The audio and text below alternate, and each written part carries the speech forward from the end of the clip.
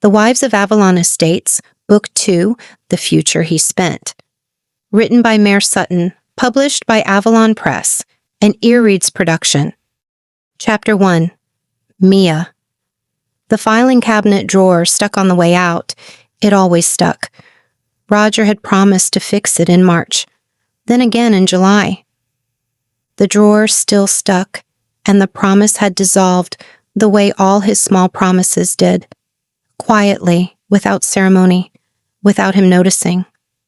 My fingers found the hanging folders, tax returns, insurance, warranties for appliances he had already replaced. The folder I needed wasn't there. I pulled the drawer further. The metal track shrieked. The sound moved through the house and kept moving, finding no furniture to absorb it, no small voice to interrupt it. 4 bedrooms, 3.5 baths, 2,000 square feet of silence so complete it had its own texture. The house breathed around me. I tugged a mismatched stack of papers from the back of the drawer. A rubber band held them together. Old, brittle. It snapped the moment I touched it, and the pages fanned across the floor in a slow, unhurried fall. I knelt. I gathered them by the edges. A water bill from 2019, a voided check, a folded envelope with no return address, and then a bank statement that didn't belong to me. The paper stock was heavier than normal, stiffer, paper that announced itself before you read a word. RFT Innovations, LLC, corporate operating account, Roger's company. My thumb pressed the corner flat. The fold resisted. I pressed harder. The table in the kitchen was 6 feet away. My legs carried me there without a decision. The overhead light was wrong, too yellow, too warm for what I was reading. The statement sat on the granite. I hovered over it the way you stand over something that might still be alive. 12 months. Itemized. The same line. Every month. 12 times without variation. Transfer, personal account, R Fields, $3,000. The refrigerator compressor kicked on. The hum filled the kitchen, $3,000. Every month. For a year, at minimum. The statement only went back 12 months. No way to know how long the transfers had been going on, no way to know without asking him, no way to ask him without showing him I had found this. The thought closed like a door. I turned the page over. Nothing on the back, only the faint ghost of numbers pressed through from the other side. The house did not make a sound. No cartoons from the family room. No cereal bowl scraped against the bottom of a sink. No small feet on the hardwood at 6 in the morning, no giggling from the hallway. No one calling for me from the room at the end of the hall. The room with the white painted letters on the door we had taken down after the second failed cycle, the nail holes still faintly visible in the wood if you looked at the right angle in the right light. We had stopped looking. Roger blamed the money. IVF was expensive. The timing was wrong. We'll revisit it, he had said. When the company stabilizes, when the runway is longer, when things settle down. Things had not settled down. I had not pushed. There was a specific kind of grief in that. In the woman who stops pushing, the woman who folds her hope into smaller and smaller squares until it fits inside a drawer, inside a folder, inside a silence she has agreed to maintain for the sake of a marriage that asked her to be patient. The statement sat on the granite, patient. I reached for the calculator app on the phone. The numbers were not complicated. $3,000, 12 months, $36,000. The screen glowed in the yellow kitchen light. $36,000. It was the exact cost of the out-of-pocket EVF cycle. The cycle he said we couldn't afford. The cycle we had to delay until the company stabilized. 36 months of careful living. I skipped the things I wanted. I ordered the cheap wine. I walked past the leather boots in the Carver Street boutique. His card declined at the grocery store. I paid from our grocery account. I blamed a bank error to protect his pride. I starved a small, private hunger to feed his. My eyes moved back to the corporate statement. I hadn't run out of time. He had spent it. The paper didn't move. The number didn't change. The house held its breath in me. Chapter 2. Roger. I ordered the salmon, not because I wanted salmon, because salmon at a place like Ardmore signaled the right things. It said, I watch what I put in my body. I perform at a high level. I am not a man who orders the burger. The burger was $18. The salmon was $42. I ordered the salmon. Across the table, Grant Mellon was talking about Series B timelines. He had closed a round in October, 11 million. He said it the way men like Grant always said things, once flatly, as if the number bored him. I nodded. I said, smart timing. Ardmore demanded a specific trick. Every man here bled something. Runway, confidence, sleep. Yet every man sat straight. Voices stayed level. I was very good at the trick. I had been performing it for 14 months. RFT Innovations was not dead. I needed to be clear about that even inside my own head. It was not dead. It was capital constrained in a transitional period that required patient, strategic thinking from a founder willing to make hard calls. I had made hard calls. The $3,000 a month was a hard call. It wasn't theft. The word theft implied malice, implied some cartoon villain rubbing his hands. This was a bridge.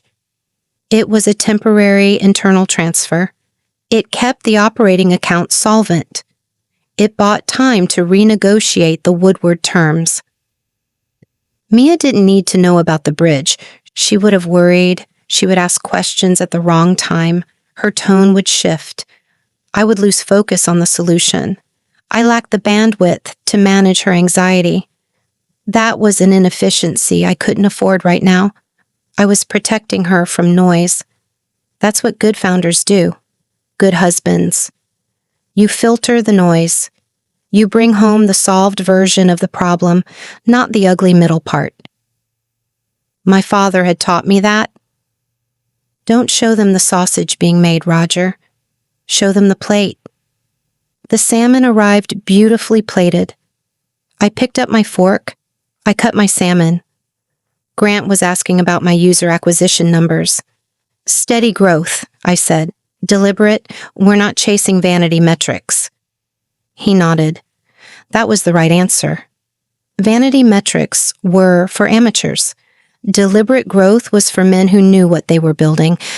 I knew what I was building. I needed more time to build it. The Woodward Capital had bought me time. That was the arrangement. A silent partner with deep pockets and a long horizon. No board seat, no interference. William Woodward collected debt the way other men collected art. Quietly, appreciatively, with the calm patience of someone who understood that the asset would come to him eventually. His patience had a schedule, though. I tried not to think about the schedule. The phone buzzed on the table face down, the way I always kept it at these lunches. Optics, present, engaged. Not a man refreshing his inbox every 6 minutes. I flipped it over between Grant's sentences. Calendar alert, W. Woodward, mandatory Q4 check-in, Thursday 10 a.m., Woodward Holdings, 44th floor. The salmon went tasteless. Mandatory. He had never used that word before. The previous check-ins had been framed as conversations. Touch base, quick alignment, keeping my finger on the pulse. Woodward had a gift for language that felt collaborative right up until it didn't. Mandatory was a different word. Mandatory meant he had already decided something, and I was coming to be informed of it. I set the phone face down again. You all right? Grant asked. Fine, I said. Calendar reminder, nothing that can't wait. I cut another piece of salmon. Still tasted like nothing. I chewed it anyway. The check was split evenly. Grant's idea, I accepted without hesitation. My half was $211. I put it on the Woodward card, the corporate card tied to the operating account I had been quietly refilling with the bridge transfers, a card that was technically funded by my own money, rerouted through a shell that existed to make RFT look more capitalized than it was. I was aware of how that sounded. Half the men in this room ran the exact same play. You close the round first, you hide the mechanics. Outside, the November air hit my face. The street was clean and indifferent. Town cars idled at the curb in front of Ardmore, waiting for men like Grant, for men like me. I stood on the sidewalk and opened a new text to my father. Woodward scheduled a mandatory check-in Thursday. Use that word specifically. Mandatory. What does that tell you? I sent it and waited. The reply came in 40 seconds. Means he's getting impatient. You need to walk in there owning the room. Don't let him smell the weakness. Handle it like a man. I typed back, what if the numbers aren't where he wants them? 3 dots. Handle it like a man. Keep the wife out of it. She wouldn't understand the pressure. I read it twice. Then I put the phone in my pocket. He was right. He had always been right about this. Mia was extraordinary in her lane. The house, her career, the way she moved through the social geography of Avalon estates without effort. She had a gift for smoothness, for making things look easy. But this was a different kind of pressure. This was the pressure that built men, or broke them. My father had been built by it, his father before him. I would be built by it too. I would walk into Woodward's office on Thursday, and I would own that room. My ride was almost here. My phone had no new messages from Mia, no check-in text, no lunch photo, no the funniest thing happened notification from her day. She was busy. She had her own Thursday, her own lane. My Uber pulled to the curb. I got in, straightened my jacket, and looked out the window at the clean, indifferent street. She was fine. We were fine. Once I got through Thursday. Chapter 3. Mia. The drive to Elmhurst took 40 minutes on a Sunday. Roger drove.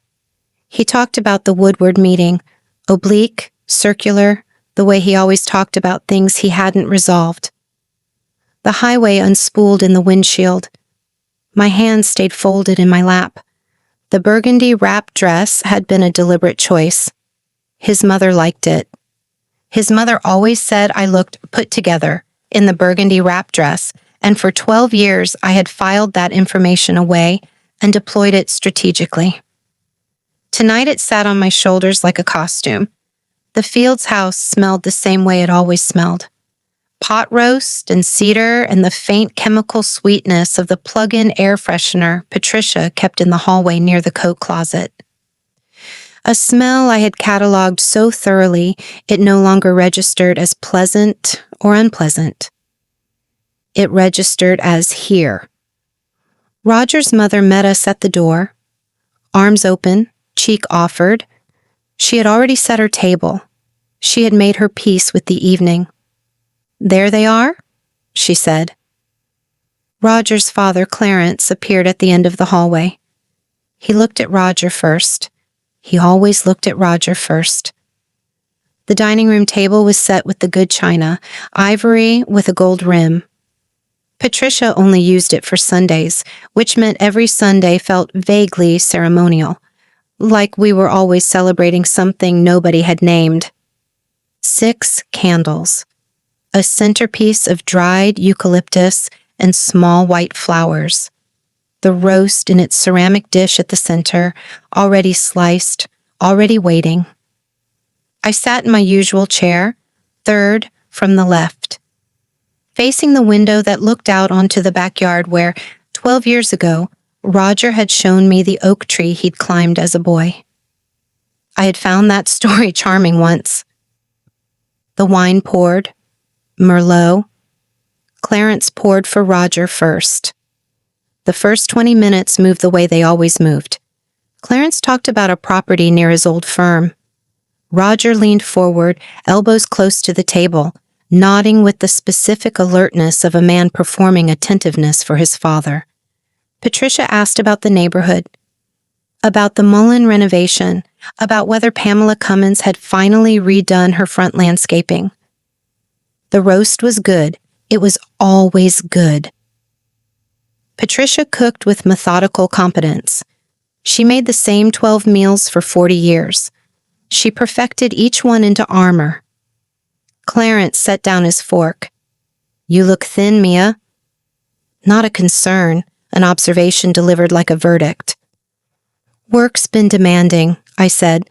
That's what the table received. Roger reached for the breadbasket. He didn't look up. He never looked up when his father said things like that.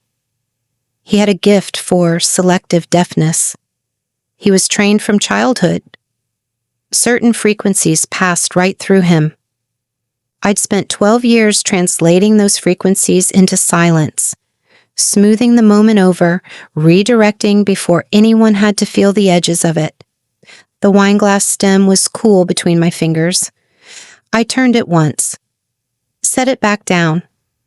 Patricia began clearing the salad plates. The candles had burned down a half-inch. The eucalyptus centerpiece threw a faint medicinal smell across the table when the air moved. Clarence refilled his own glass. Then he looked at me with the expression he reserved for observations he had already decided were generous. "You two are settled now," he said. "Good neighborhood, stable careers." A pause. Deliberate.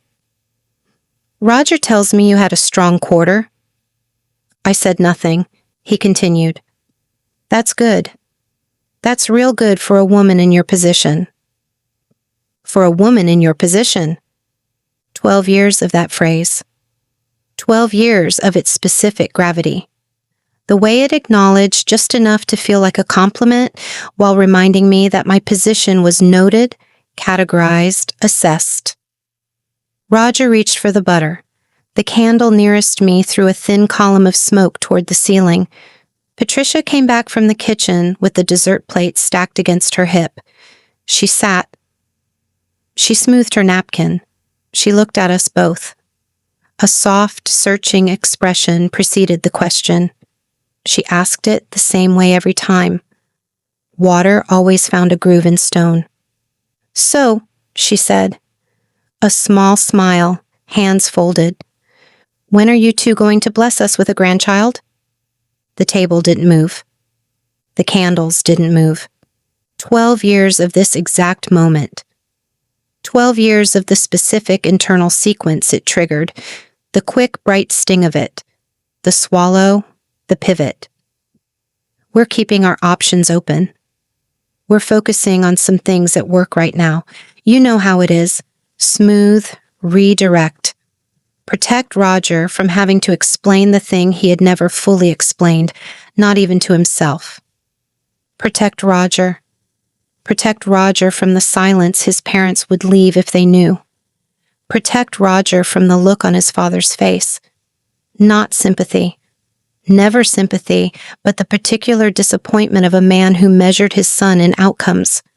For 12 years I had absorbed that moment on Roger's behalf. The wineglass lifted. One full sip, deliberate. Then it came down against the tablecloth with a small, clean sound. Not a slam. Not a gesture. Simply a glass set down by a woman who had finished with it. My eyes moved to Clarence first. He was already watching me. The terrain had shifted. Then to Roger. Roger had the bread in his hand. He missed the shift in the silence. He lived a half-second behind it. He was still eating a different dinner. "Why don't you explain our timeline to your parents, Roger?" No question mark. The sentence didn't need one. It landed in the center of the table like the roast dish. Heavy, unavoidable, already done. Roger's hand stopped. The bread stayed suspended. Clarence's expression didn't change, which meant it changed completely. Patricia looked at her folded hands. The eucalyptus threw its thin medicinal smell across the table. The silence opened up the way rooms open up when someone leaves them, wide and waiting, and no longer mine to fill. Chapter 4. Roger. The drive home from Elmhurst happened in total silence. Mia had ambushed me. She broke the script. My father had stared at me across the eucalyptus centerpiece, waiting for a timeline I couldn't provide. I deflected. I mumbled an excuse about Q3 priorities. I survived the dinner, but I looked weak doing it. She went to sleep on the far edge of the mattress. I woke up at 7:43. The meeting was at 9. I grabbed my phone off the nightstand. No alarm had fired. I checked the calendar. The alert was set for 7. I scrolled back. The alert existed. It had simply not gone off. Mia always set a backup. I had never noticed that until this exact moment.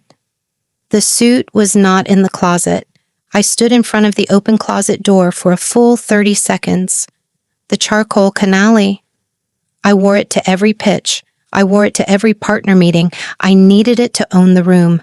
Not there. The cleaners. Mia dropped it off Thursday. She always picked it up Saturday. I tried to remember if she had picked it up Saturday.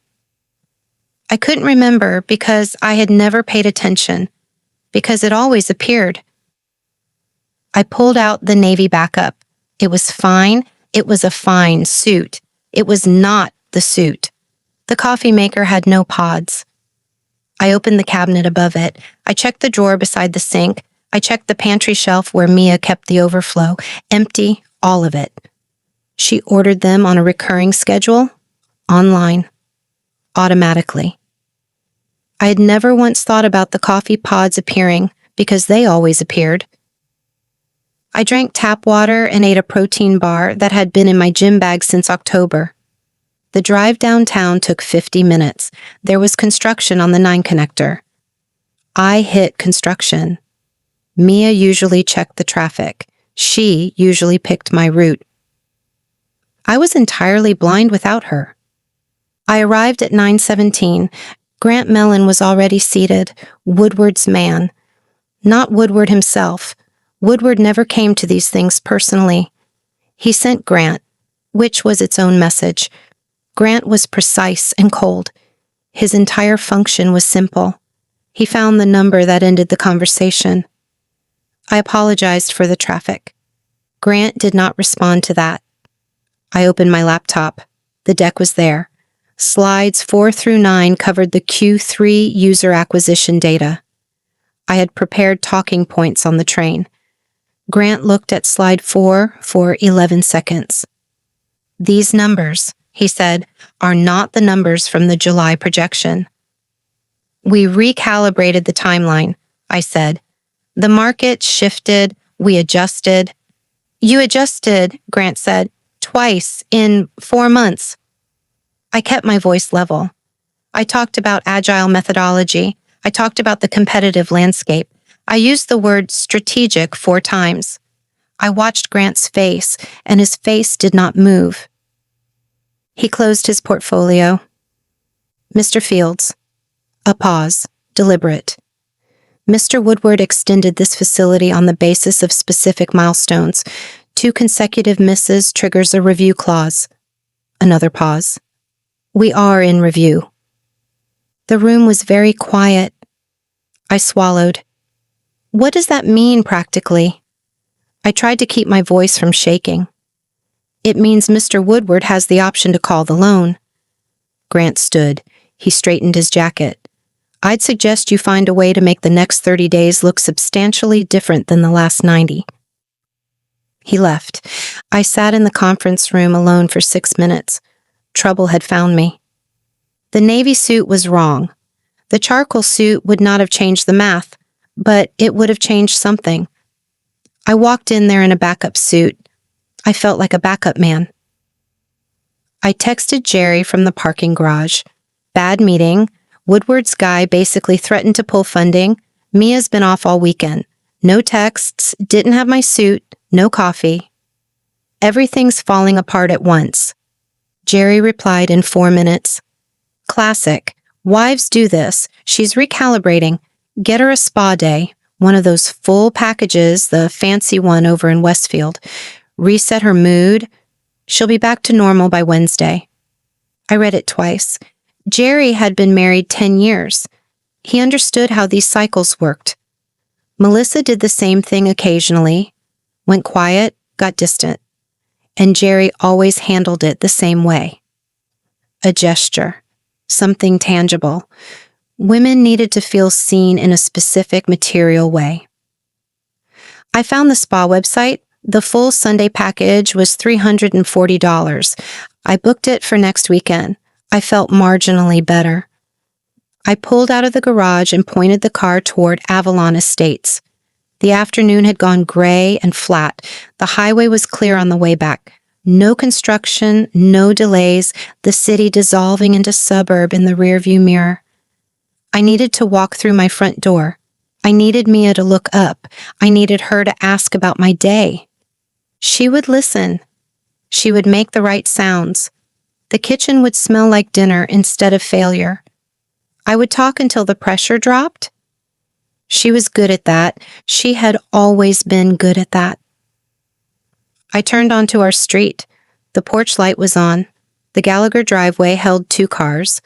Avalon Estates received the last gray light of the afternoon.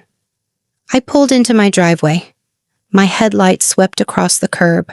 Wood sat on the grass strip, white wood. It sat in a neat stack. I put the car in park. I looked through the windshield. My brain rejected the visual data. A headboard, a footboard, bare slats, a plastic bag of hardware rested on top. A crib. My chest tightened, not with grief, with public embarrassment. Trash day was Thursday. Bulk pickup required a special phone call. The neighbors could see this. Pamela Cummins walked her dog at dusk. I killed the engine, stepped out into the cold air, and slammed the car door. Hard. I stood in the driveway. The silence buzzed in my ears. Mia. I spoke the word to the empty yard. My mind demanded confirmation before it processed the insult. I walked to the front door, unlocked it, and stepped in. The house felt quiet in the wrong way. Mia. Louder this time.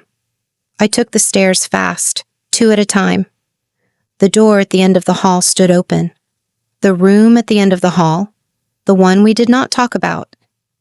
Mia stood in the center of it. Boxes covered the floor. A roll of tape sat on the windowsill. Her hands moved with calm efficiency. She had made a decision. She simply executed it. She did not look up when I appeared in the doorway. She did not ask how the meeting went. Chapter 5. Mia. The door had been closed for 8 months. Not locked, closed. The specific closure of a room both people in a house had agreed, without discussion, not to open. The knob turned easily. The air inside was different, stiller. Appears to collect in spaces no one breathes in. Morning light hit the white curtain. We bought it before the second cycle, before the clinical report said hostile, before that word reordered everything. The crib stood against the far wall. White, convertible, marketed as a 10-year investment. Grows with your child, the tag had said. The tag was long gone. The crib remained. We stripped the mattress 6 years ago. Bare wooden slats held only light and shadow. It carried the weight of an expired purpose. I touched the top rail. The wood was cold, smooth. Expensive wood stays smooth even when it goes unused. It doesn't know it was supposed to hold something. The Allen wrench was in the junk drawer downstairs. The walk down and back took 3 minutes. The house offered no resistance. No sound from the street, no text on the phone left on the kitchen counter.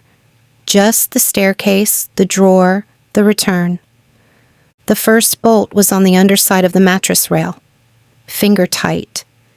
It had never been fully torqued down because the mattress had come out before that step was finished. Before there was a reason to finish it, the wrench found the socket, the bolt turned. 1 revolution. 2. There is a specific kind of grief that lives past tears, past the acute phase, past the stage where the body registers loss as emergency. This was the other kind. The quiet kind, the administrative kind, the kind where you simply take inventory of what you have been storing and decide you no longer have the space. The bolt dropped into my palm. I set it on the windowsill. The second bolt followed, then the third. The side rail came free with a small, dry sound. Wood separating from wood. No drama, no resistance. Only a joint releasing the way joints release when the pressure that held them together is finally, deliberately removed. The pieces accumulated on the floor. 2 side rails. The headboard featured a curved edge. We chose the carved detail on a Saturday. We drank coffee in a showroom. The future seemed manageable then. The footboard. 4 corner posts, a bag of hardware that rattled against the hardwood when set down. 12 pieces total. A crib is not complicated. That is the thing no one tells you. A crib holds the concentrated hope of a marriage. It disassembles in under 20 minutes. It requires 1 single tool. 12 pieces, 20 minutes, 6 years. The pieces were heavy in rotation. Not individually, each one manageable, portable. But the cumulative weight of 12 trips down the stairs registered somewhere that had nothing to do with muscle. The front door opened onto the cool air of the late afternoon. The curb was empty. Trash day was Thursday. The bulk pickup window ran through the end of the week. The headboard went down first, flat against the grass strip between the sidewalk and the street, then the footboard, then the side rails stacked, the carved detail facing up toward a sky that had gone the particular white of November. The hardware bag went last, set on top of the stack. Done. The spare room looked larger without it. That was the first observation. Square footage revealed. 4 indentations remained in the carpet, small circles pressed into the pile. They perfectly preserved the ghost of the crib. I pressed the carpet flat with my palm. It rose back slowly, slowly. Memory foam has a long memory. A car turned into the driveway. The engine cut. The car door slammed. Roger closed doors heavier than necessary. He forcefully closed everything that belonged to him. Footsteps on the driveway. A pause. Silence. Mia. His voice from the front of the house. Not a question. Not yet. The words spoken the way you speak a word when you have seen something that requires confirmation before the mind will process it. Mia. Louder. The front door. The stairs. Fast. Faster than Roger usually took stairs, which meant the crib on the curb had done its work. The bedroom door hit the frame. Roger stood in it. His jacket was off. His tie was loosened. The specific dishevelment of a man who had already had a bad day before, this became his day. "What are you doing?" His eyes moved across the stripped room, the bare carpet, the window. "What did you do with the... Where is the..." He stopped. He couldn't say the word. He had never been able to say the word. Crib, 4 letters. The crib sat in this room for 6 years. It absorbed our silence. He walked past this door every day. He never opened it. He never asked. He never reckoned with the ghost behind it. I'd placed the bank statement on the windowsill where the hardware bag had been. Now I picked it up. 1 page, 12 months. 12 identical lines. Roger's eyes found it. The room held its breath. I'm clearing out the nursery. A pause, even, flat. We need the space for your ego. Chapter 6, Roger. She knew. I understood that the moment I saw the statement in her hand. The folded paper, the corporate account header, my name on the transfer line 12 times over. She knew, and she had known for longer than tonight. I did not panic. I want to be clear about that. Panic is for men who have done something wrong. I made a calculated decision. I faced extreme pressure. I had incomplete information. I had limited runway. Those were different things. I needed her to understand they were different things. The nursery was the wrong room for this conversation. I registered that immediately. The bare carpet, bare walls, the nail holes in the door frame. I remembered the letters. This room carried a specific weight I had always managed by simply not entering it. Mia stood in the center of it. She did not move toward me. She did not move away. The statement stayed in her hand. I stepped inside. "Okay," I said, "I need you to let me explain the structure." She said nothing. What I did, what I set up, was a bridge mechanism. Standard operating procedure for a pre-revenue startup in a capital-constrained environment. I moved funds. I kept the operating account solvent. I renegotiated the Woodward terms. I kept my voice measured, CEO voice, boardroom level. It wasn't a secret. It was a timing decision. Mia looked at me. "The account was in your name," she said. "My name is on every corporate instrument. That's how sole founder structures work." I moved to the window. Distance helped. Distance made this a conversation instead of a confrontation. I have personally guaranteed every dollar of that operating debt. This is my risk, my exposure. I protected you from all of it. The IVF argument was the one I had rehearsed without realizing it. I had run this conversation in the back of my mind for 14 months.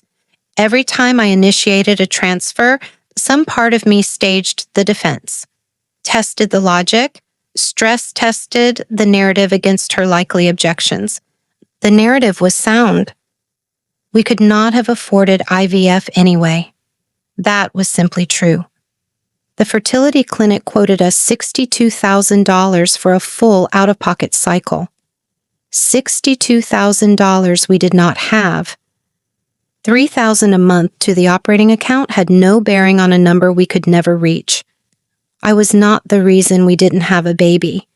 Biology was the reason. Timing was the reason. The hostile environment finding, her body, not my decisions. I had never said that out loud. I would not say it now, but the logic held. We couldn't have done IVF regardless, I said. The math never worked. That's not on me. Something shifted in her face. Not anger, something past anger.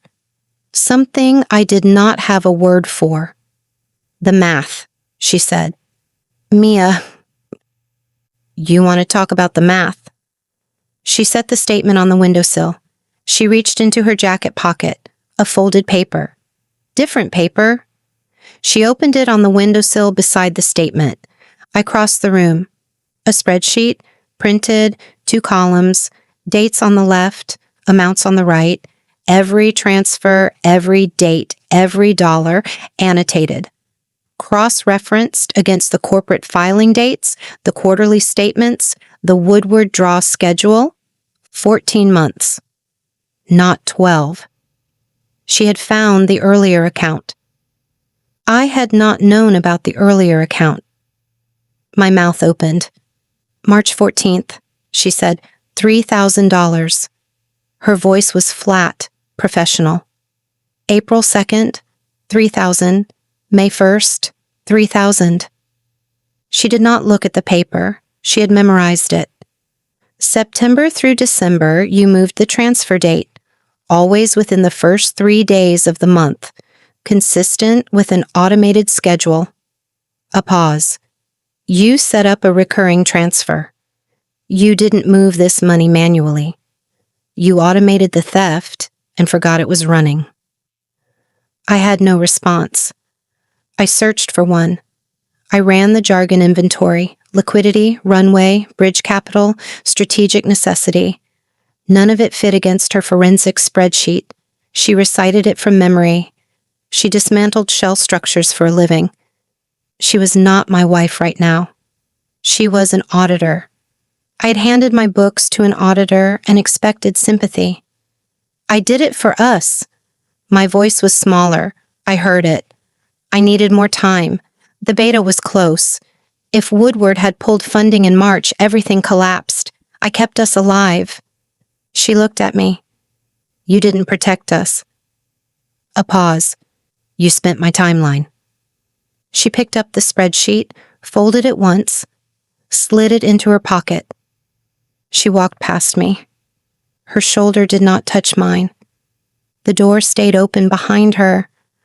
I stood in the empty room. The carpet indentations were at my feet. 4 small circles. I stared at them. I had walked past this room for 6 years, kept the door closed because open doors required conversation. Conversation required accountability. Accountability required me to look at what my decisions had cost someone other than myself. The circles pressed into the carpet. The room held nothing. I had kept the startup alive. I had done that. The room was still empty. Chapter 7. Mia. 2 forms required my signature. The first severed our joint checking. The second opened a solo account for my direct deposit. Patricia, gold nameplate, gray blazer, slid each form across the desk without commentary. She had seen this errand before, a wife arriving alone on a Tuesday with a folder and a steady hand. I signed where she indicated and took my copy. Done. One more thing, Patricia said. You requested the full liability file. She slid a folder across the desk. 3 pages. I read page 3 in the parking lot. The drive home took longer than it should have. Autopilot guided the car onto Caraway Lane, the stone entrance, the manicured median, the identical mailboxes.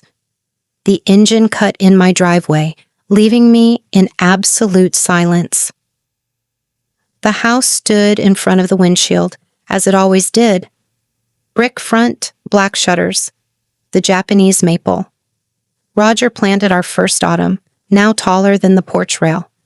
The flagstone path I chose from a catalog. Page 3 read, secured by marital property, 14 Caraway Lane. Roger had borrowed against the flagstone path. The brass door handle felt cool against my palm. The entryway held the same console table, the same oval mirror, the same ceramic bowl where our keys collected. My keys landed in the bowl. The Brazilian cherry hardwood stretched down the hall. We'd argued pleasantly for 20 minutes about the finish at the flooring showroom, matte versus satin. Roger deferred to me. He always deferred on the domestic details. He had no opinion about floors. He had opinions about collateral. I walked the length of the hall and put my hand flat on the wall at the end of it. Painted, smooth. A color called warm linen I spent 2 Saturdays selecting. Roger had borrowed against warm linen. The kitchen island was white marble veined with gray, heavy enough to require 6 men and a dolly on installation day.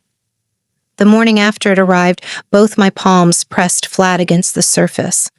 The marble felt cold. We built this, I had thought. I pressed both palms flat on the marble now. Cold. Same as always. Roger drank his coffee at this island every morning. He left rings. I wiped them without being asked. I refilled his cup without being asked. I maintained every surface of the house that he had borrowed against. Without being asked, without being warned, without being told that the house I maintained was no longer fully mine. He put a lien on the marble. He sat here and drank coffee on top of the collateral. 12 steps led upstairs. The third one creaked. Roger promised to fix it in April, then in August. The creak remained. At the landing, the hallway split. The door at the end of the hall remained closed these days. The knob turned easily in my grip. The room smelled of nothing, stale air. Afternoon light cut across the bare carpet in a pale stripe. 4 small circles pressed into the pile where the crib once stood. Roger borrowed against this room. He cross-collateralized the ghost circles in the carpet. He used the nail holes in the door frame as a line item on a collateral schedule. He handed this room, this specific, particular room that had cost me more than any other room in this house, to a lender, as a footnote, as security. This room cost me in a currency with no exchange rate. He borrowed against it anyway. I went back downstairs. I set the folder on the marble island and opened it to page 3. The lender field sat at the top of the document. 1 line. Woodward Holdings, LLC. I knew the name. William Woodward. His name sat on the stone pillars at the Avalon Estates entrance. It appeared on the brass plaque outside the HOA building. He was simply the wealthiest man in the neighborhood. Old money, quiet power, the kind of lender who extended credit to men like Roger and collected the interest without fanfare. Roger had sat in Woodward's office, his backup suit, his borrowed confidence, his pitch deck full of adjusted projections. He had signed his name. He had driven home afterward and eaten dinner at this island, saying nothing. He walked into a rich man's office. He signed away our house. He came home and let me wipe down the marble. I picked up the folder. I walked back through the hall and out the front door. I stood on the flagstone path I chose from a catalog. The maple moved in the November air. The neighborhood was quiet. The lawns were manicured. The houses were pristine. Every facade on Caraway Lane projected the same thing. We are fine. We are solid. Nothing here is leveraged. The brick front loomed. The black shutters framed the windows. The brass handle had felt my touch 10,000 times. No backup fund existed. No safety net remained. A single week of salary sat in my new checking account, and I did not own the walls I stood inside. Roger didn't only steal time, he had sold the ground underneath my feet. He sold it quietly. He sold it without asking. He sold it and came home for dinner. Chapter 8. Roger. Grant called at 11:47 a.m. I knew before I answered. The time of day told me. Woodward's people called before noon. Decisions made in morning meetings arrived by phone before lunch. Clean, efficient, no sentiment. Mr. Fields? Grant's voice was the same as always, precise, bloodless. Mr. Woodward has reviewed the Q4 position. He is elected to exercise the acceleration clause. The conference room around me went very still. The facility is called, Grant continued, full balance due within 30 days. The operating lease termination notice goes out this afternoon. Server access will be suspended at close of business today. A pen sat on the table in front of me. I picked it up. I set it down. I need more time, I said. The acceleration clause doesn't provide for that. Grant. 30 days, Mr. Fields. You'll receive the formal notice within the hour. The call ended. The conference room held 2 other people, David from engineering, Patricia from OPEACE. They looked at their laptops. They already knew. The way employees always know before the founder admits it. The specific quality of a room where people have stopped pretending. Shut it down, I said. The drive to my father's office took 22 minutes. I did not call ahead. Calling ahead gave him time to prepare a position. I needed him off balance. I needed him human. Stephen looked up from the reception desk. He wore practiced neutrality. He managed unexpected arrivals for a living. He's on a call, Stephen said. I'll wait. The wait was 14 minutes. The lobby chairs were leather, expensive.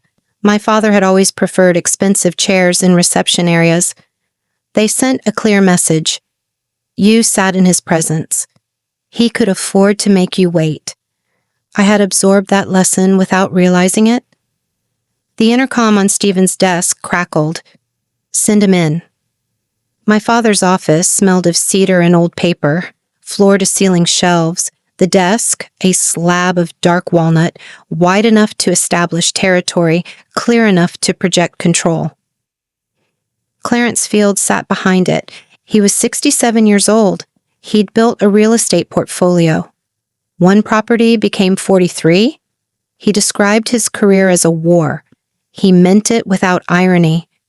He wore the same expression in every room, a careful, watchful neutrality that could pivot to contempt without warning. I sat down without being invited. RFT is done. Woodward called the loan. A pause. My father picked up his coffee mug. He set it down. How much? The full facility, plus the second mortgage on the house. Another pause. Longer. You put the house up. I needed the capital. The runway. You put Mia's house up. The way he said her name. Not with sympathy. With the flat assessment of a man calculating a liability. I need help, I said. A bridge. 60 days. Enough to restructure. No. The word arrived before I finished the sentence. Dad. I told you 18 months ago the concept was weak. He leaned back in his chair. The leather exhaled under his weight. I told you to swallow the cash loss. I told you to hide the debt from your wife, keep your mouth shut, and quietly find a position somewhere to earn it back. You told me you had a plan. I did have a plan. Woodward moved early. Woodward moved on schedule. A pause. Men like Woodward always move on schedule. You didn't read the instrument.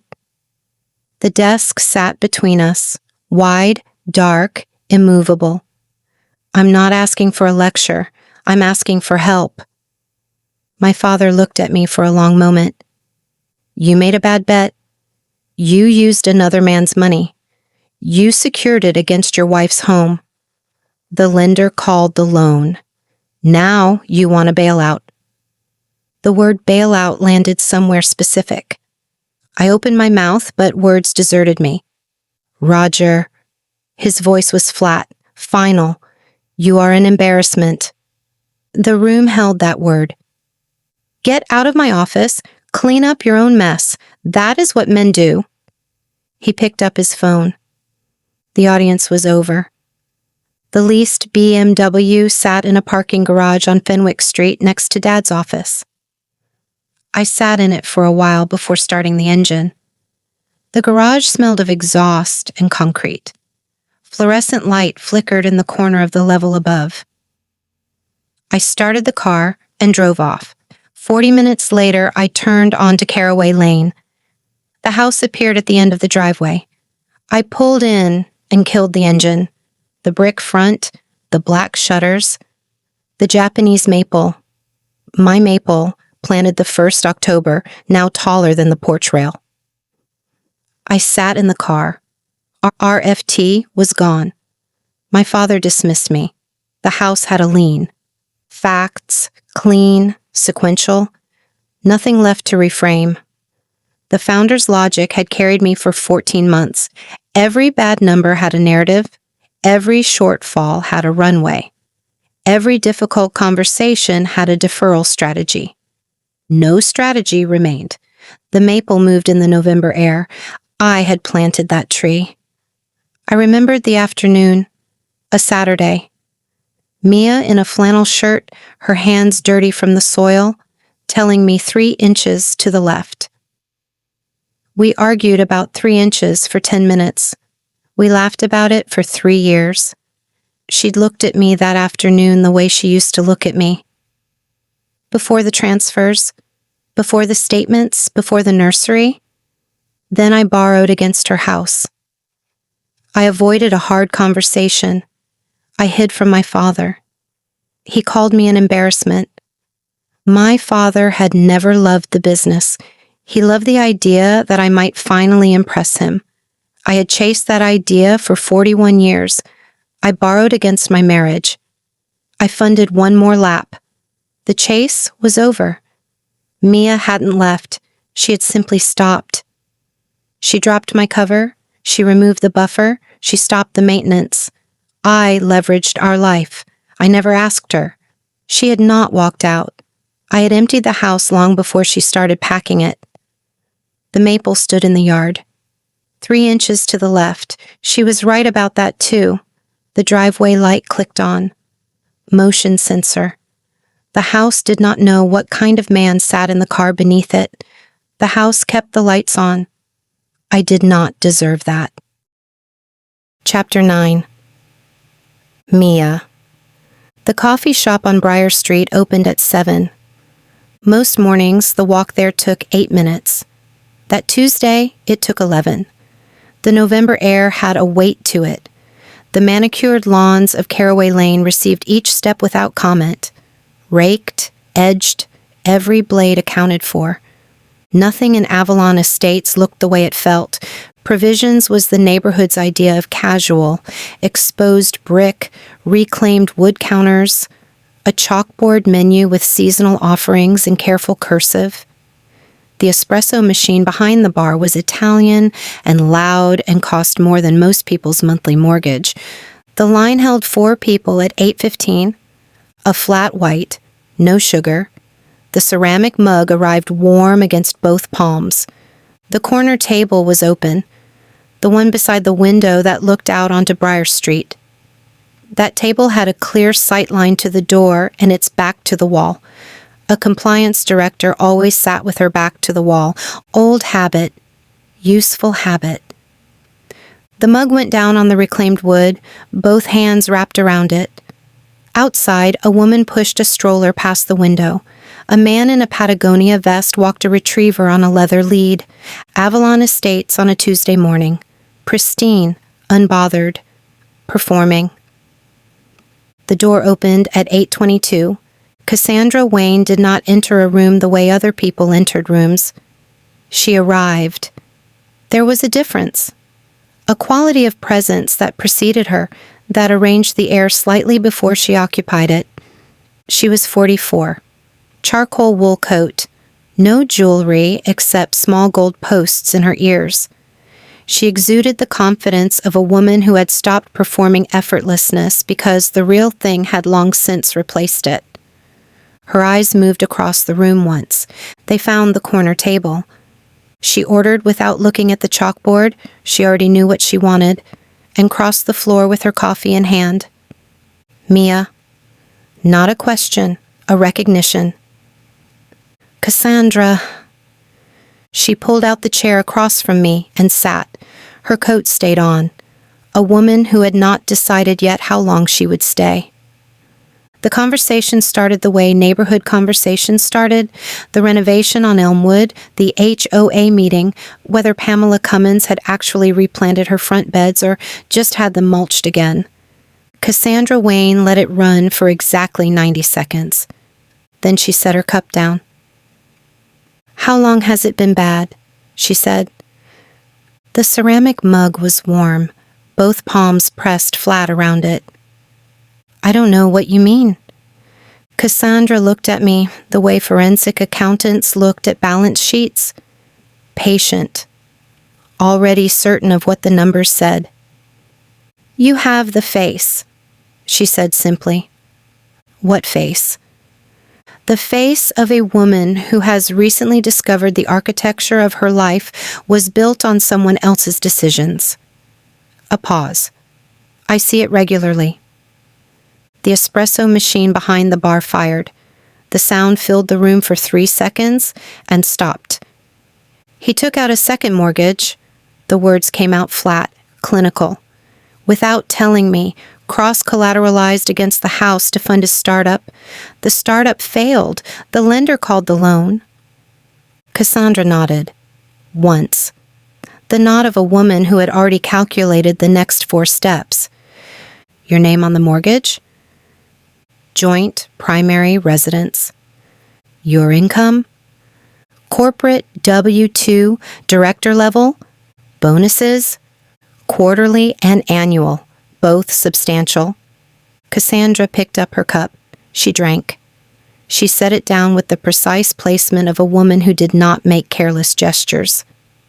"Then you have a window," she said. "A narrow one." The next 20 minutes belonged to Cassandra. She spoke quietly.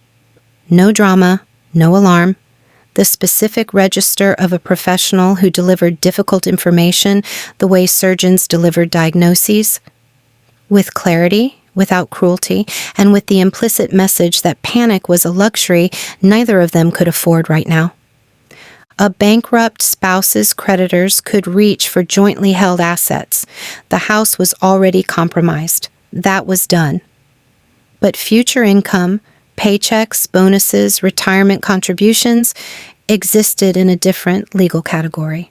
Protect the income stream. Establish the separation cleanly. Document everything from the moment of discovery forward. "You've already moved your direct deposit," Cassandra said. It was not a question. "Last week." "Good." A pause. "That's instinct. Now you need a legal structure behind the instinct." She reached into the interior pocket of her coat. A card case, slim, black, matte. She opened it with one hand. The card slid out clean.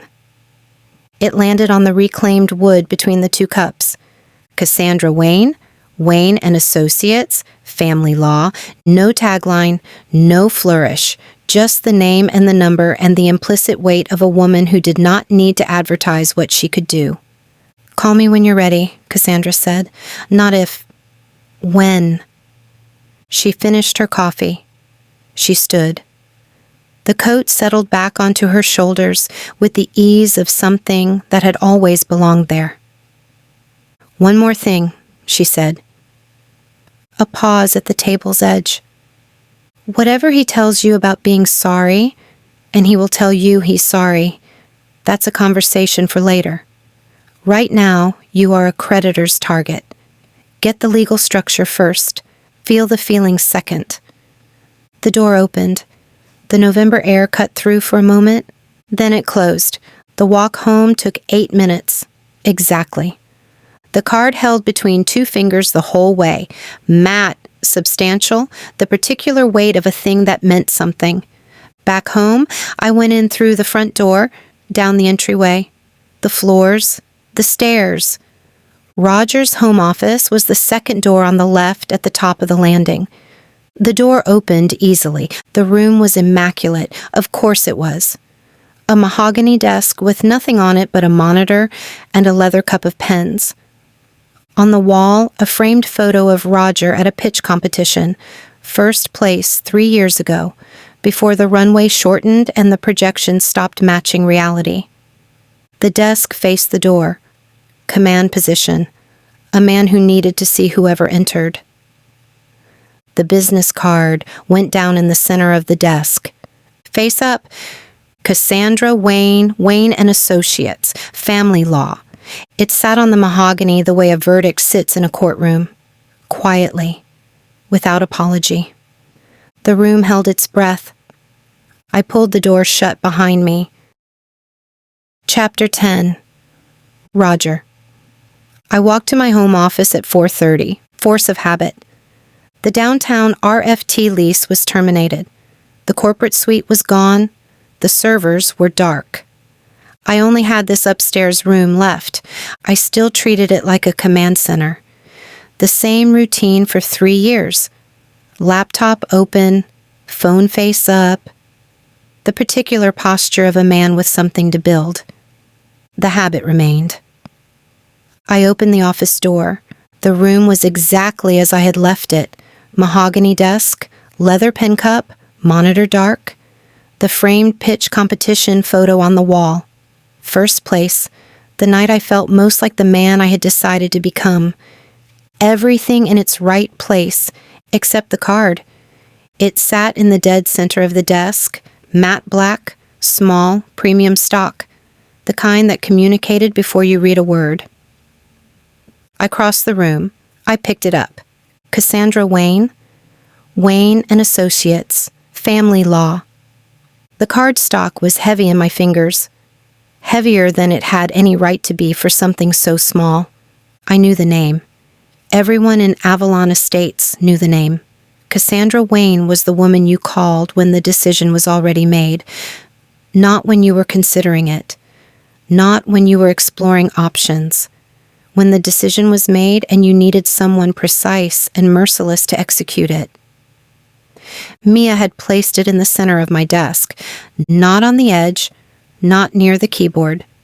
The center, the geometric center of the surface I had spent 3 years treating as a command post.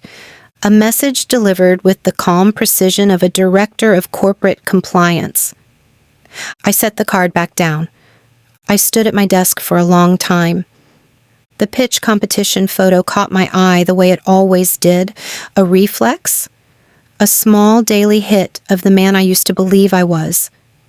28 people in that room. I took first.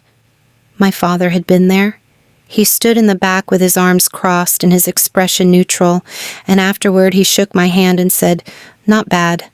Not bad. 3 years of preparation. A flawless pitch. First place. Not bad." I had spent the next 3 years trying to earn the 2 words he hadn't said. I had spent Mia's house trying to earn them. He called me an embarrassment. I took the photo off the wall. I set it face down on the desk beside the card. I did not throw it. I did not slam it. I set it down. The gesture of a man who no longer needed it to look at him. The house was quiet. I stood in the doorway of my office and listened to the quiet. Not the absence of noise.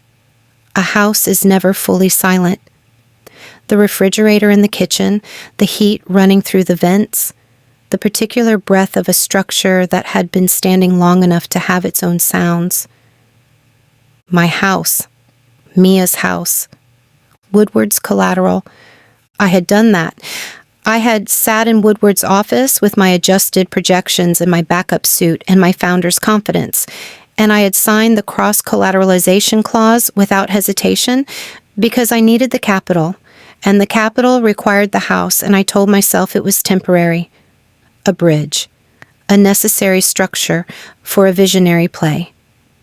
I had told myself a great many things. The 3rd step creaked under my foot on the way down. I had promised to fix that step in April, then in August. The creak was still there because Mia had always reminded me. I'd stopped hearing the reminder. I never once knelt down and actually looked at the step. I had never knelt down and looked at anything. Mia stood at the kitchen counter, a mug of tea, steam. Her back partly to the door, her eyes on the window above the sink that looked out onto the backyard. The Japanese maple had lost most of its leaves. The branches held the last few, rust-colored, stubborn, not yet ready to let go. I stood in the kitchen doorway. She did not turn around. She knew I was there. Mia always knew when someone entered a room.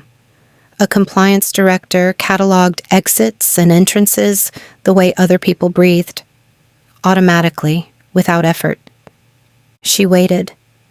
The kitchen held us both, the marble island between us, the mug on the counter, the tree outside losing its last leaves. I had planted that tree. I walked to the center of the kitchen. I did not stop at the island. I did not lean on the counter. I did not reach for a glass of water to occupy my hands. I lowered myself to the floor, both knees on the Brazilian cherry hardwood. The floor I had borrowed against. The floor she had chosen. I had not cared. She had maintained it. I had walked across it 10,000 times on the way to something I believed was more important. Mia turned around. She looked at me on the floor. She did not speak. I looked up at her. No jargon left. No runway, no bridge, no strategic narrative. Only the kitchen, the floor, her face. My father told me to hide it. A pause. I was terrified to look weak. Another pause. To him, to Woodward, to anyone. The marble island stood above me. The mug steamed on the counter. Outside, a leaf released from the maple branch. "I stole our family." My voice did not break. I had expected it to break. It didn't. It came out flat, factual. The specific sound of a man with no performance left. I used our house. I buried the IVF money. I hid the transfers. I let you cover for me. I let you maintain everything I risked. The floor was hard under both knees. My father called me an embarrassment. A pause. He was right.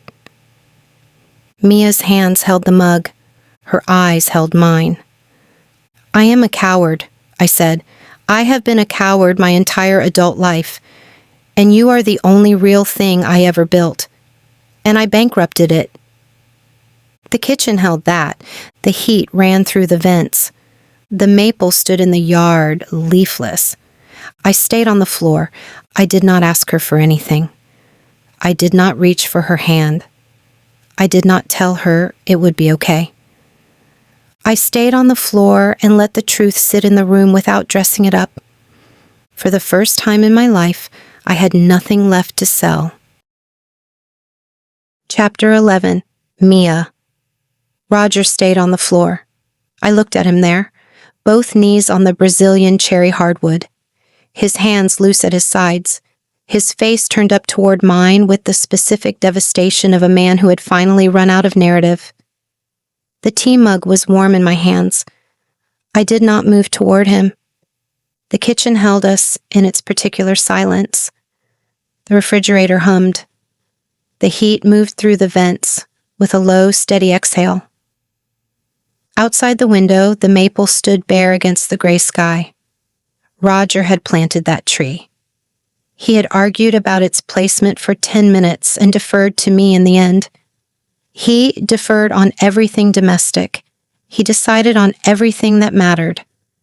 I looked at the marble island, white, veined with gray. Both my palms had pressed flat on that surface the morning it was installed. I had thought we built this. I had believed it completely. Roger had used it as a line item on a collateral schedule. I looked at the floors. Brazilian cherry, matte finish, my choice. I had maintained those floors for 8 years. The specific wax, the particular cloth, the correct direction of the grain. Roger had walked across them 10,000 times on the way to something he believed was more important. He had borrowed against them. He never asked. I looked at the window above the sink. I had chosen that window treatment on a Sunday afternoon while Roger watched football in the next room. He had not had an opinion. He never had an opinion on the window treatments, floor wax, throw pillows, or the hallway paint color. He had opinions about collateral. Roger was still on the floor. He did not speak. He did not reach for me. He had said his truth, and now he sat inside it, which was more than I had expected from him, and less than I needed. The mug went down on the counter. I pulled out the stool at the end of the island and sat. Not beside him, not across from him, above him. The geometry of the room said what I did not yet need to say. I looked at his face. 41 years old. The jaw I had touched 10,000 times. The eyes that had looked at me across this island every morning for 8 years. Above his coffee, above his phone, already half present, already elsewhere. I had loved that face. I had loved it completely and without reservation for 12 years.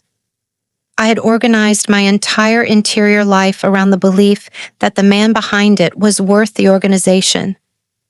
I did not hate that face now. I felt something past hate, something quieter and more permanent. The feeling of a woman who has finished her accounting and arrived at the final number. "Say something," Roger said. His voice was low, careful, the voice of a man who understood he had no leverage left. I looked at my hands on the counter. "I turned 38 last month." Roger's face moved. The standard fertility window for out-of-pocket IVF closes significantly after 38. The success rates drop, the costs increase, the number of viable cycles decreases. I said it the way I presented compliance reports.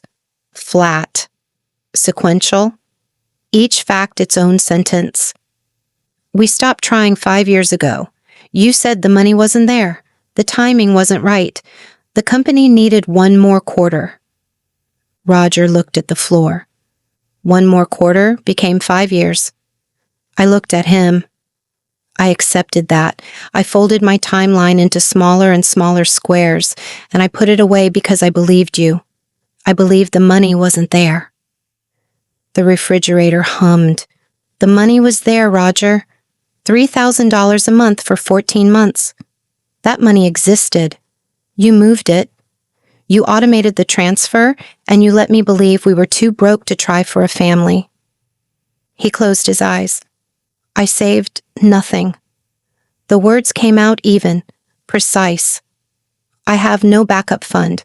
I have 1 week of salary in a new account. The house has a lien. My bonus, the bonus I worked 4 months to earn, is the only unencumbered asset I have left. I stood up from the stool. I walked to the window. The maple stood in the yard, bare. The last leaves gone. I turned around. Roger still on the floor, his eyes open now, fixed on me. I looked at him directly. 38. A pause. No savings. Another pause. A leveraged house. I held his gaze. A lender who can reach my wages. The kitchen did not move. And a biological clock that does not care about your redemption arc. Roger's jaw tightened. I am not angry. My voice stayed level. Anger would mean I still believed this was fixable with the right conversation. I am past angry. I picked the mug up from the counter. You didn't only steal money, Roger. A pause. You stole time. The refrigerator hummed. The vents exhaled. And you can't earn that back.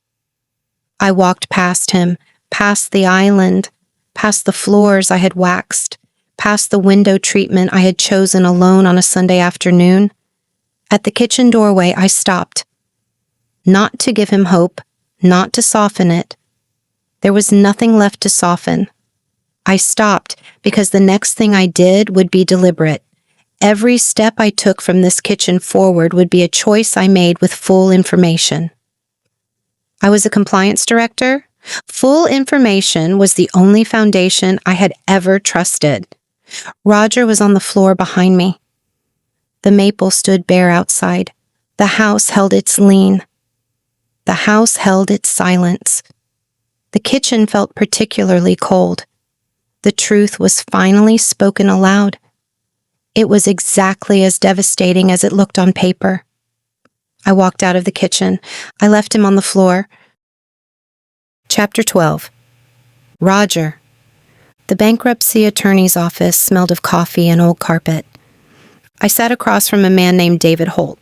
He was 52, unremarkable, and had seen everything. The specific exhaustion of a professional who had processed 10,000 financial disasters without flinching told me I was not special. My collapse was not unusual. My paperwork would go in a file with other paperwork. That was almost a relief. David walked me through the Chapter 7 filing, personal assets, business liabilities, the cross-collateralization clause on the house. He spoke without judgment. I answered without spin. No jargon, no runway, no strategic narrative. Only numbers, only truth. I signed where he indicated. The pen moved through each field with the same signature I had used on pitch decks, term sheets, and the cross-collateralization document that had started all of this. Same hand, different man. The BMW was at the dealership by noon. A sales manager named Grant, younger than me, better rested, walked around the car with a tablet and a stylus. He noted the mileage. He photographed the interior. He pulled the lease terms on his screen and told me the buyout penalty without looking up. It was substantial. I know, I said. The check they cut me was considerably less than what I had paid in lease premiums over 3 years. 3 years of driving a car that said, "This man has arrived." 3 years of valet parking at restaurants I expensed. 3 years of Mia watching me step out of that car and never once asking whether we could afford it. She knew we couldn't afford it. She wiped down the marble and said nothing. I signed the release form. Grant shook my hand with the practiced warmth of a man who had made money on my loss. The dealership door closed behind me. The car stayed inside. I called an Uber. Marchetti's consignment on Fenwick Street catered to men whose circumstances had changed. Patricia owned the shop. She wore readers on a chain. She carried the unhurried confidence of a luxury appraiser. She met me at the door. She pushed a rolling rack. She offered no small talk. I had packed the suits that morning, 6 of them, custom, the charcoal canali, the navy backup. 4 others I had worn to meetings where I believed the cut of my jacket was an argument for my competence. Patricia examined each one. She turned lapels. She checked seams. She held sleeves to the light the way jewelers held stones. She quoted me a consignment split without apology. The watches came next, a Rolex I had bought myself after the pitch competition. A Breitling my father had given me when I made my first hire. Patricia set the Breitling aside from the others. "This one will move fast," she said. "Good." I needed it to move fast. The retainer for Mia's legal shield was due Friday. David Holt had been clear. The filing needed to move before Woodward's team made their next contact.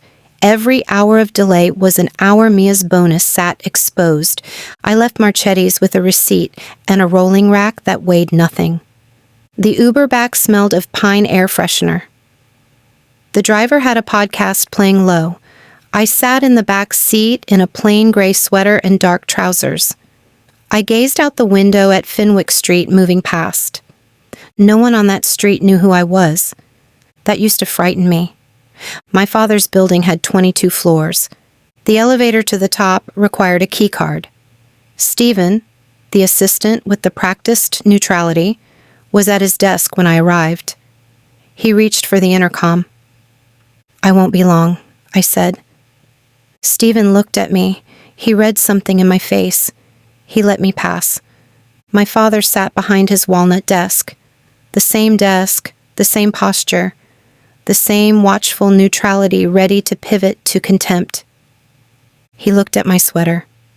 "Where's your jacket?" he said. "I sold it." A pause. "Sit down." "I won't." My father's eyes narrowed. I stood at the edge of his desk. No briefcase, no deck, no adjusted projections. "I filed this morning," I said. "Chapter 7. It's done." He said nothing. "The house has a lien. The company is gone. I sold the car and the suits." A pause. "I kept my marriage." "You don't have a marriage." "Not yet." I held his gaze. "That's mine to rebuild, not yours to assess." His jaw set. "You came here to tell me that." "I came here to finish something." The desk sat between us, wide, dark. I sat across that desk as a boy. He'd explained the world to me then, patiently, without warmth. He defined the difference between men. Some built things, others failed. I'd spent 41 years trying to be the first kind of man. For him, "You told me to hide the debt from Mia," I said. "You told me she wouldn't understand the pressure." He said nothing. She understood it better than both of us. I turned for the door. His voice came from behind the desk. "You're throwing everything away." I stopped. I did not turn around. "I'm not throwing it away." A pause. "I'm putting it down." I opened the door and stepped out. The hallway was clean and quiet. The elevator came without delay. The lobby held its expensive chairs and its unspoken message about the kind of man who occupied this building. I walked past the chairs. The street door was heavy. It opened easily. The November air hit my face, cold, direct.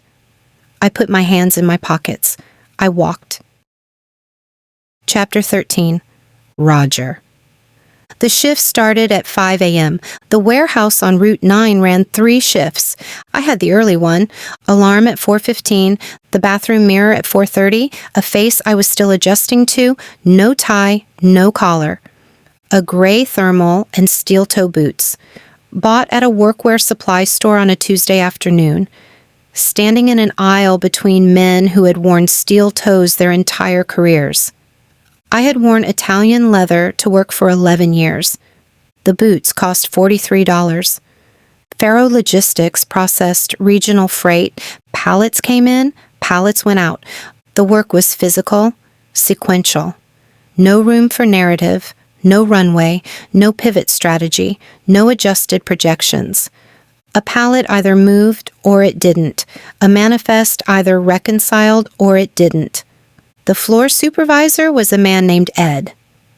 58, a bad knee, a dry sense of humor, and zero interest in who I used to be. On my first day, he showed me the scanner, the manifest system, and the break room. He said, "You keep up, you keep the job." I kept up. The first week, my hands blistered. The second week, the blisters hardened into something else. By the 4th week, calluses covered the base of every finger. I looked at my hands in the break room one Thursday and did not recognize them. Good. The hands I used to have had signed documents that destroyed my marriage. These hands moved pallets. These hands I could trust. The used Honda sat in the Faro lot with the other cars. A 2017 with 106,000 miles and a heating element on the driver's seat that worked only on the left side. I had found it on a listing site. Cash transaction.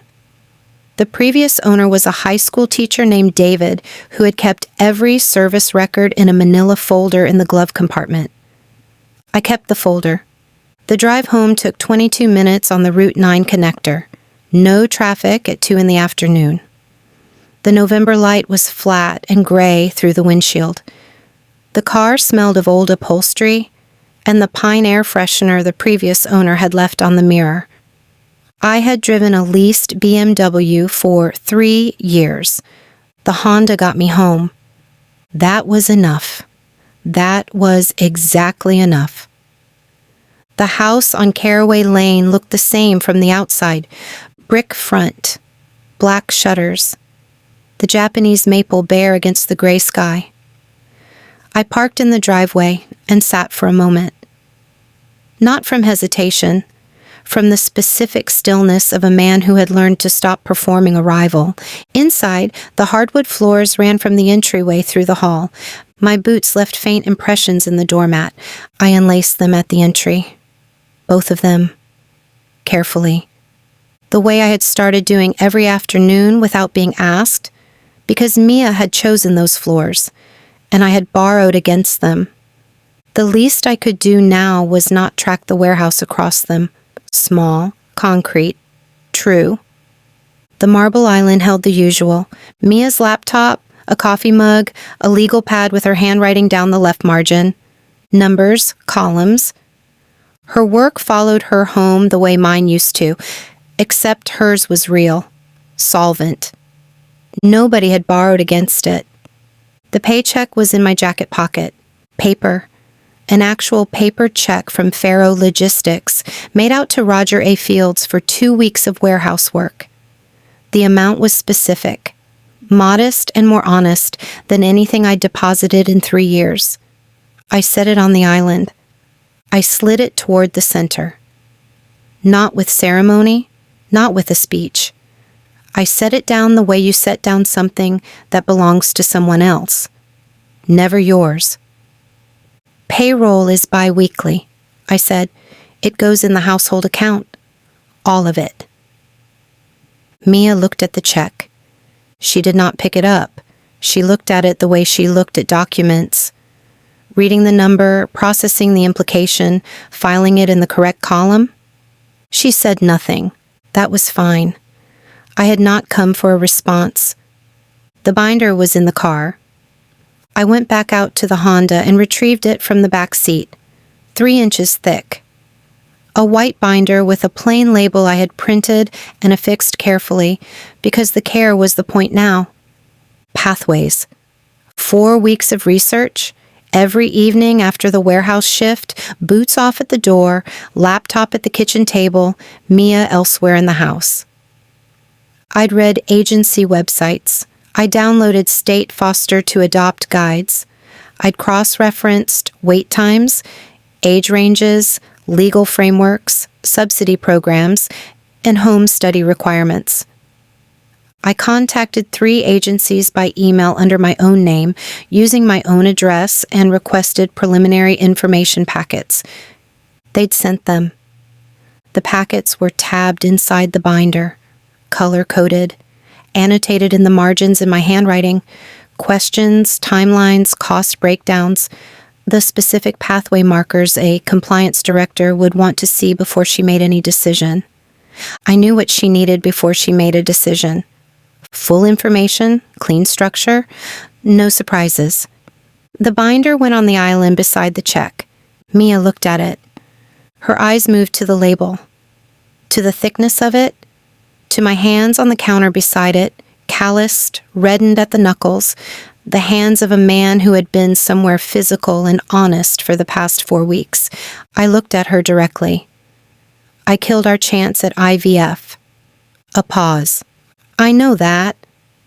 The island between us. I don't deserve to be a father. The kitchen held that, but you deserve to be a mother. Her eyes stayed on mine. Keep your salary, every dollar. It's yours. A pause. I will work every hour I have. I will pay for whichever path you choose next. The binder sat on the marble. The check sat beside it. The maple stood bare outside the window. I waited. Not for forgiveness, not for absolution. I waited because she was worth waiting for. I'd finally learned the difference between a man who waits and a man who simply hasn't left yet. Chapter 14. Mia. The paycheck sat on the marble island. Paper. Actual paper, the kind of paycheck I had not seen in 15 years, since my first compliance job out of graduate school. A perforated edge, a Faro Logistics logo in faded blue, the amount printed in the center in a plain, institutional font. I looked at the number. It was modest, honest. A man earned this amount honestly. He showed up at 5 a.m. He moved freight. His hands gave out. I did not touch it yet. The binder sat beside the check. White, 3 inches thick, a plain printed label, pathways. His handwriting, I recognized it from 12 years of grocery lists and birthday cards and the sticky notes he used to leave on the coffee maker when he had an early flight. The same handwriting, different man. I pulled the binder toward me. The cover page held a table of contents, tabbed sections, color-coded, agency profiles, state foster guidelines, age range breakdowns, wait time estimates, cost schedules, home study requirements, each section annotated in the margins. His annotations. I read 3 of them. He had asked the right questions, the type of questions I would ask at my job.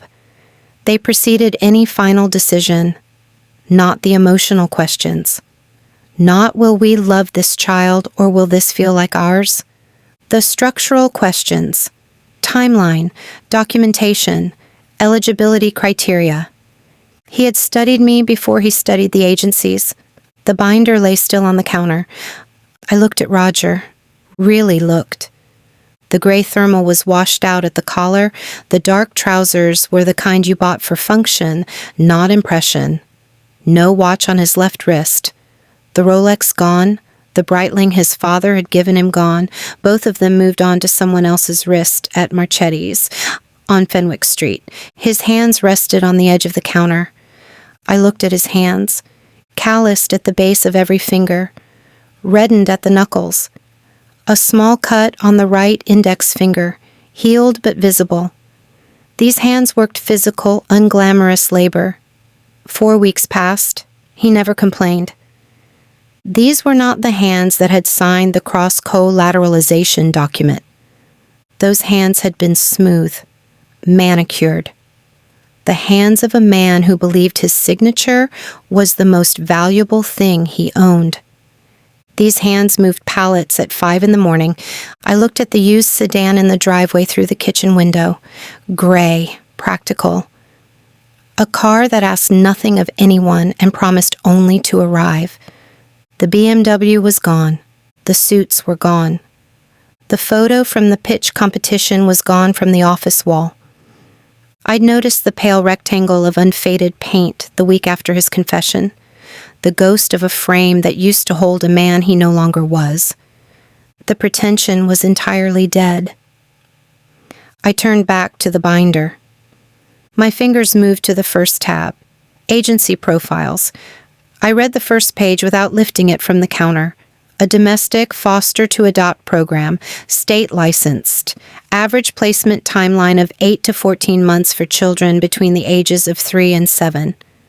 3 to 7. Old enough to remember things. Old enough to need consistency and patience. And a home that did not collapse under its own financial fiction. Old enough to need what I spent 12 years creating. The floors, the island, the room at the end of the hall. Then I understood the foundation. The room at the end of the hall. 4 small circles pressed into the carpet where the crib used to stand. I'd excised the crib, placed it at the curb on a gray Thursday, and walked away from the specific grief of what it represented. I'd believed in that moment that I was done. But I had not taken the circles out of the carpet, not touched those 4 small impressions. They were still there. My salary cleared last Friday, the full amount, unencumbered. Cassandra's filing had moved cleanly.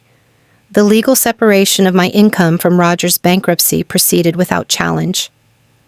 Woodward's team had reached for the joint account and found only Roger's liability. They found nothing of mine. I had built the firewall in time, not because I had planned to stay, because Cassandra had been right. Get the legal structure first, feel the feelings second. The structure was built, the feelings had been waiting. I looked at the paycheck again. The number, the honest, modest, unglamorous number of a man who had accepted the consequences of what he had done and had not tried to negotiate his way out of them. He had not asked for forgiveness.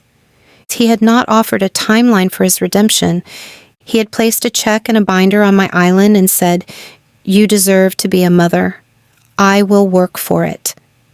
No jargon, no runway, no adjusted projections, just the truth and the work and the binder.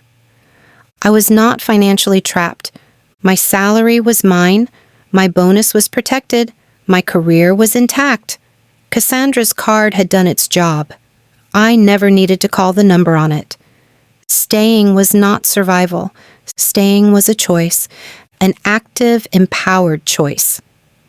I held full information. A legal structure protected me.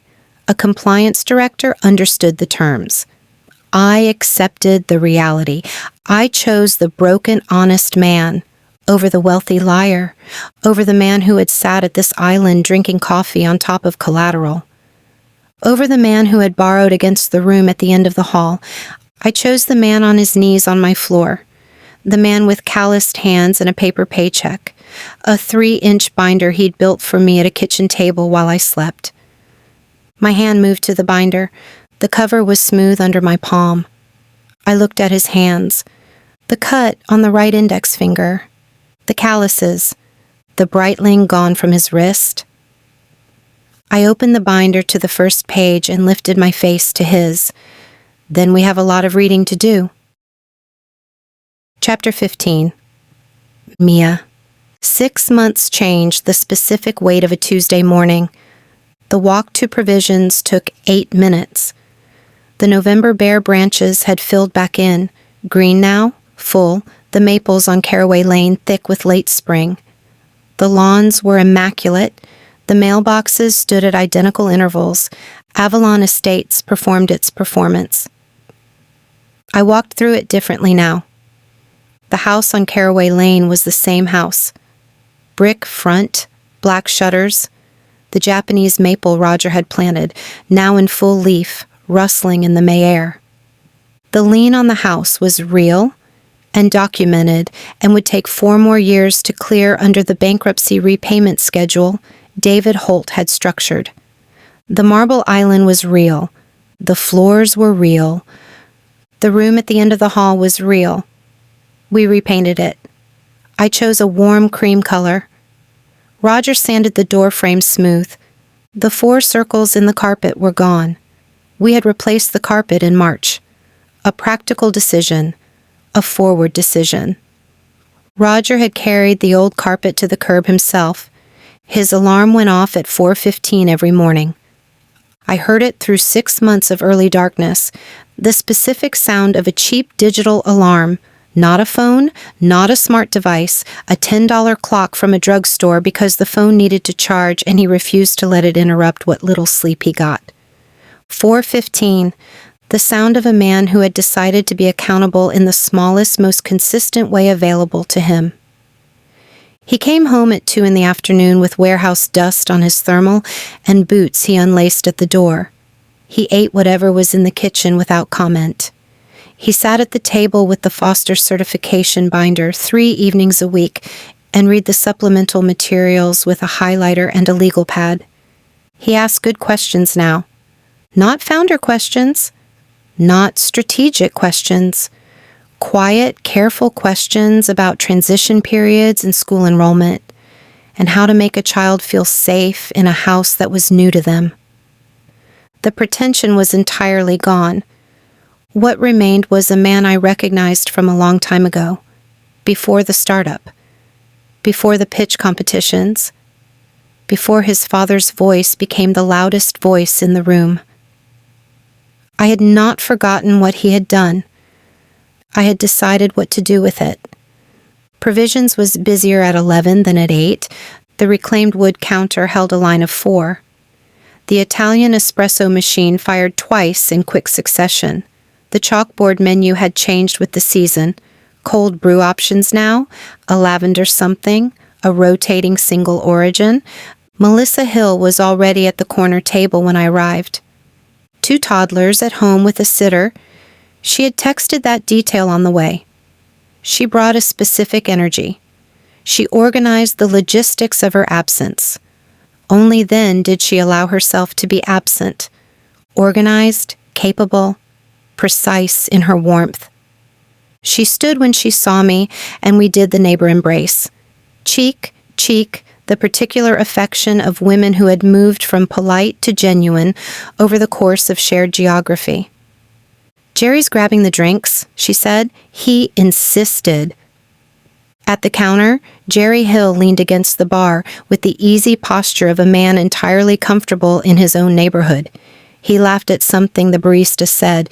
He had a good laugh, the kind that carried across a room and made people look over and smile without knowing why. I sat across from Melissa. The Foster paperwork sat in a folder between us. The home study checklist, the reference form instructions, the background clearance timeline. Melissa had offered to help me organize the documentation sequencing. She had a gift for administrative architecture. 2 toddlers had sharpened it. We worked through the checklist. She asked the right questions. I gave the honest answers, the bankruptcy disclosure, the financial hardship documentation, the letter from David Holt that contextualized the restructuring. Every agency required full disclosure. I had learned to trust full disclosure. The folder held no surprises, No hidden transfers, no second mortgages tucked behind the tax returns. Just the truth, tabbed and organized, exactly as it was. Jerry's voice carried from the counter.